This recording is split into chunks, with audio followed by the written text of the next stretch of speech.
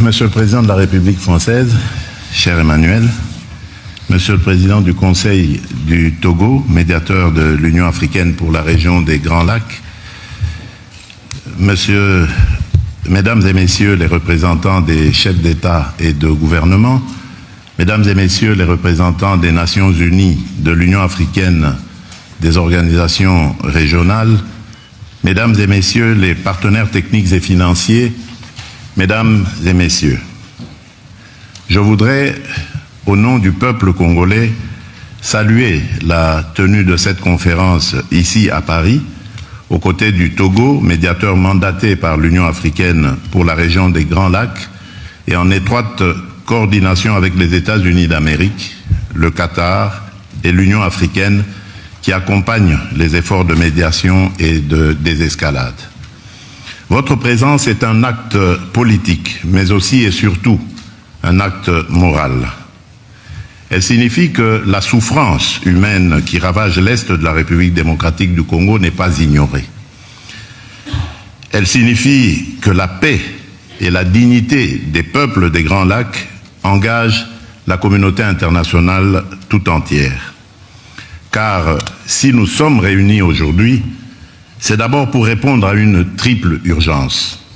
L'urgence humanitaire, l'urgence sécuritaire et plus encore l'urgence de la paix. Mais notre responsabilité va au-delà de la gestion de l'immédiat.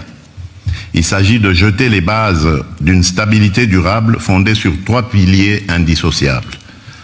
La protection des populations civiles, la recherche d'une paix juste et l'intégration économique régionale comme moteur d'une prospérité partagée, à la condition, bien sûr, qu'elle s'exerce dans un environnement apaisé, sans heurts et sans affrontements. Mesdames et Messieurs, depuis plus de 30 ans, l'Est de la République démocratique du Congo saigne d'une plaie qui n'a jamais été refermée.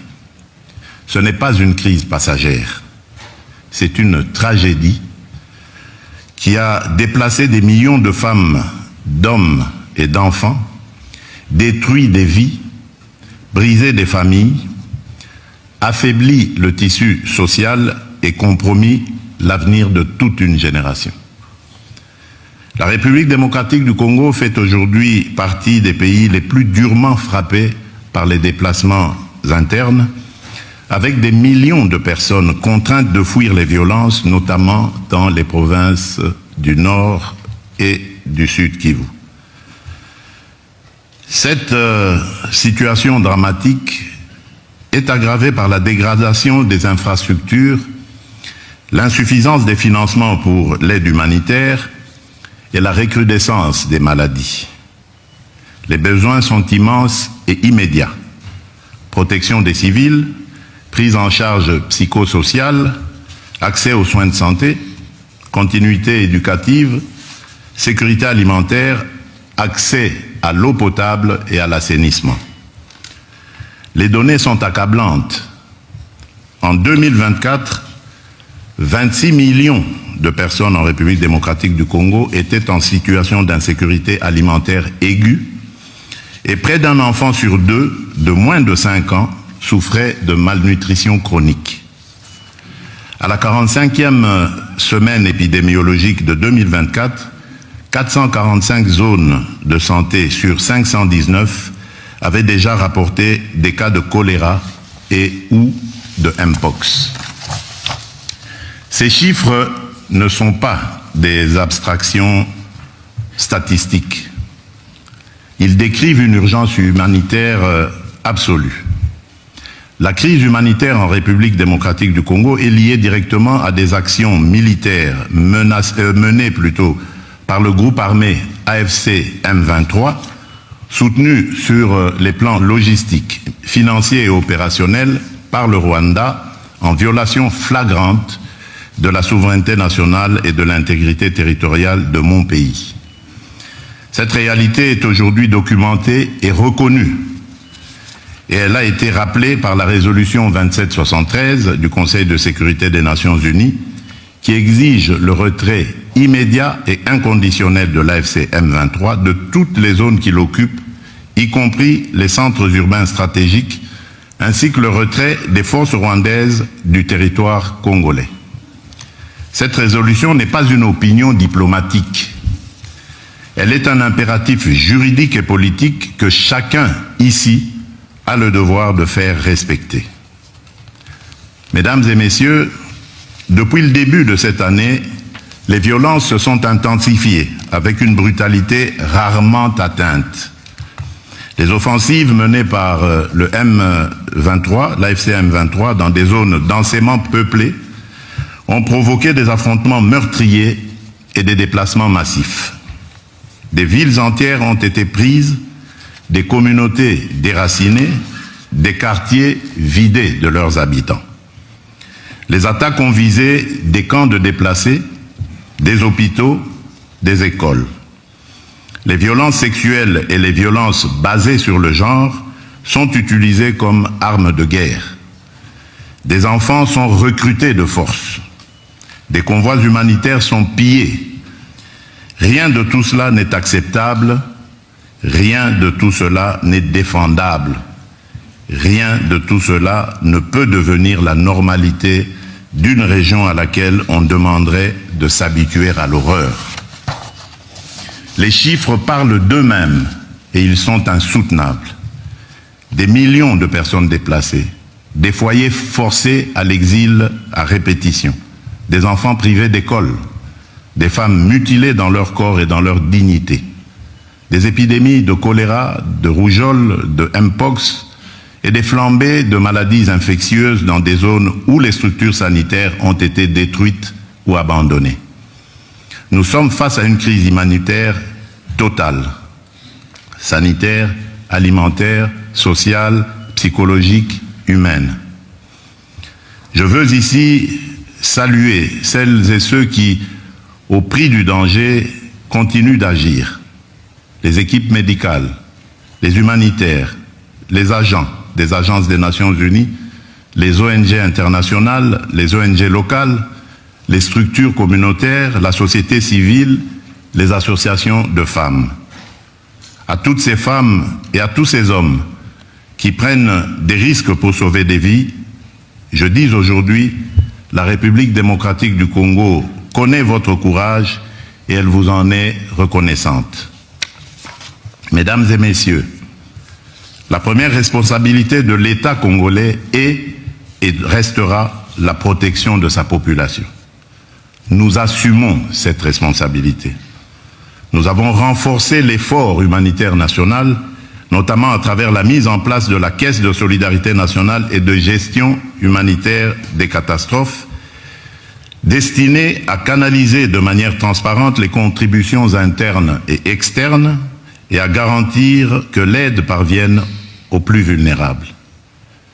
Aux côtés de l'État congolais, les agences des Nations Unies, en particulier le Haut Commissariat pour les réfugiés et le Bureau de la coordination des affaires humanitaires, ainsi que plusieurs organisations humanitaires dont le Comité international de la Croix-Rouge et Médecins sans frontières, se sont mobilisés pour apporter une assistance vitale aux personnes déplacées, blessées, exposées. Parallèlement, nous avons mobilisé nos forces armées afin d'assurer la protection de nos citoyens, tout en réaffirmant notre attachement au strict respect du droit international humanitaire, à la protection des civils, des infrastructures médicales et éducatives et du personnel humanitaire. À ce propos, permettez-moi de rappeler une exigence fondamentale. Le respect des conventions de Genève ne saurait être optionnel ni circonstanciel. Il doit redevenir une exigence universelle, non négligeable et non négociable. Mais nous savons aussi que, face à l'ampleur du drame, nos propres moyens ne suffisent plus. C'est pourquoi nous sommes ici, pour solliciter une mobilisation exceptionnelle. Je formule aujourd'hui devant vous 3 demandes et 3 offres. Ma première demande concerne l'accès humanitaire immédiat, sécurisé, garanti. Nous avons besoin de toute urgence de voies humanitaires sûres pour acheminer soins, nourriture, eau, abri et assistance psychologique aux populations prises au piège. À ce titre, je propose l'établissement d'un corridor humanitaire aérien strictement encadré, permettant le transport des médicaments, des denrées essentielles et la rotation du personnel humanitaire, y compris vers les zones actuellement les plus exposées. Ce mécanisme, placé sous la responsabilité conjointe des Nations Unies et des autorités congolaises, doit être un résultat concret de cette conférence. Ma deuxième demande est un plaidoyer pour un financement massif, rapide, traçable. Le plan de réponse humanitaire des Nations Unies pour l'année 2025 prévoyait une enveloppe de 2,24 milliards de dollars américains destinée à l'assistance vitale de plus de 20 millions de personnes en République démocratique du Congo, dans un contexte déjà marqué par la fragilité et les besoins chroniques, avant même la reprise des hostilités. Ce plan demeure sous-financé. Et chaque jour sans financement, ce sont des vies perdues. Je demande donc un engagement financier additionnel, ciblé, prévisible, qui permette de traiter les besoins vitaux, santé d'urgence, sécurité alimentaire, abri pour les déplacés, protection des survivantes de violences sexuelles, accès à l'eau potable. Ce financement ne doit pas être vu comme une aide ponctuelle, mais comme un investissement pour empêcher l'effondrement humanitaire d'une région stratégique pour la paix du continent. Ma troisième demande touche à l'alignement politique. Je souhaite que chaque partenaire ici présent, chaque État, chaque organisation régionale ou internationale s'engage à soutenir l'application effective de la résolution 2773 du Conseil de sécurité et à appeler clairement et sans ambiguïté au retrait de l'AFCM 23 des zones qui l'occupent et au retrait des forces étrangères non invitées du territoire congolais. Toute paix durable commence par la fin de l'occupation d'une partie du territoire congolais. Là-dessus, il ne peut y avoir ni double langage, ni compromis moral. En contrepartie, la République démocratique du Congo prend devant vous 3 engagements clairs. Premier engagement, reconstruire. Dès la fin des hostilités, nous lancerons un plan d'aide d'urgence pour la reconstruction du Nord Kivu et du Sud Kivu. Ce plan, que nous concevons comme un pacte national et international, intégrera dans une approche concertée, coordonnée et cohérente l'ensemble des programmes et projets destinés à la stabilisation, au relèvement et au développement durable des provinces affectées. Il visera à mobiliser environ 5 milliards de dollars à l'horizon 2026 pour la réouverture des écoles, la réhabilitation des centres de santé, la reconstruction des routes, le rétablissement des services sociaux essentiels et le retour digne des personnes déplacées. Il ciblera ainsi la sécurité alimentaire car nourrir une famille, c'est déjà commencer la paix. Ce plan sera coordonné, unifié et transparent. Aucun territoire ne sera abandonné, aucune communauté ne sera laissée en marge. Deuxième engagement, protéger les plus vulnérables et responsabiliser les auteurs. Nous allons renforcer notre cadre juridique relatif à la protection des déplacés et des victimes de catastrophes humanitaires, notamment par l'intégration en droit national de la Convention de Kampala de l'Union africaine et l'adoption d'un dispositif légal pérenne de financement de l'action humanitaire et de réduction des risques. Dans cette perspective, une loi sur le financement de l'action humanitaire et de la gestion des risques de catastrophe sera prochainement adoptée afin de doter le gouvernement de mécanismes pérennes de financement conformément au cadre de Sendai 2015-2030 pour la réduction des risques de catastrophe et aux engagements pris lors du sommet humanitaire mondial d'Istanbul en 2016. Nous veillerons à ce que les survivantes de violences sexuelles soient reconnues comme victimes de guerre, accompagnées, soignées et réparée. Je tiens à rappeler que la redevabilité constitue une exigence fondamentale de la paix durable. Les administrations parallèles instaurées par l'AFC M23, les violations graves des droits humains et les atteintes aux civils ne resteront pas impunies. Des poursuites seront engagées dans le respect du droit international contre tous ceux qui se rendent coupables de crimes à l'encontre du peuple congolais. Troisième engagement, transformer la crise en levier de stabilité régionale. Nous ne venons pas seulement demander de l'aide humanitaire, nous venons défendre une vision politique. La paix durable dans les Grands Lacs ne sera possible que si la région choisit l'intégration économique et la prospérité partagée plutôt que le pillage et la prédation. L'avenir de la région ne peut pas être fait de trafics transfrontaliers illégaux d'or, de coltan ou de cobalt, alimentant des groupes armés. Il doit être fait de coopération économique formelle, d'infrastructures interconnectées, d'industrialisation locale, de valeur ajoutée créée sur le continent et d'opportunités offertes à la jeunesse. C'est cela, la paix durable. La sécurité est nécessaire à la prospérité. Mais la prospérité, elle aussi, est une condition de la sécurité. Mesdames et messieurs, ce qui se joue ici à Paris dépasse les frontières de la République démocratique du Congo. Il s'agit de savoir si la communauté internationale est prête à protéger des vies civiles aujourd'hui, pas seulement à commenter leur sort demain.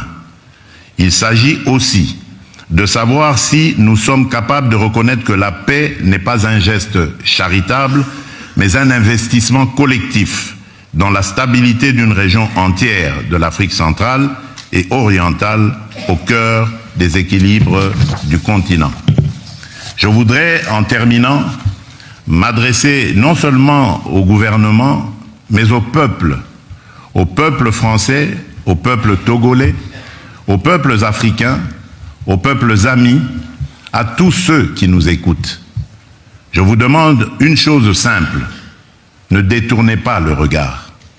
Derrière chaque statistique que nous citons aujourd'hui, il y a un enfant qui dort sous une bâche au lieu d'un toit. Il y a une mère qui a fui sans rien emporter d'autre sauf la main de son enfant. Il y a une communauté qui refuse de mourir parce qu'elle croit encore en l'idée la plus simple, la plus belle et la plus juste, vivre en paix chez soi. Ce que nous demandons, c'est la vérité. Ce que nous demandons, c'est la justice. Ce que nous demandons, c'est la paix, une paix durable. La République démocratique du Congo prend ses responsabilités. Nous vous demandons aussi de prendre les vôtres. Je vous remercie.